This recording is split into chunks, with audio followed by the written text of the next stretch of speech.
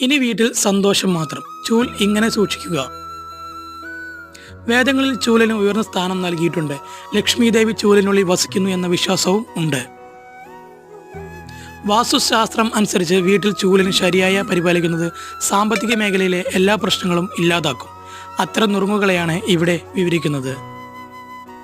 ചൂൽ എപ്പോഴും ചാരി വയ്ക്കരുത് എന്ന് പറയാറുണ്ട്. ചൂൽ എപ്പോഴും കിടത്തി വെക്കണം. കൂടാതെ അത് എപ്പോഴും വാതിലിന് പിറകിൽ മറച്ചു വെക്കണം. വാസ്തുപ്രകാരം ചൂല് തെക്ക് പടിഞ്ഞാറ് ദിശയിൽ വയ്ക്കണം. ഇങ്ങനെ വയ്ക്കുന്നതിൽ വീട്ടിൽ പണത്തിന് ഒരു കുറവും ഉണ്ടാവില്ല. ഈ ദിശയിൽ ചൂല് വയ്ക്കുന്നതിലൂടെ ലക്ഷ്മി ദേവി വീട്ടിൽ വസിക്കും.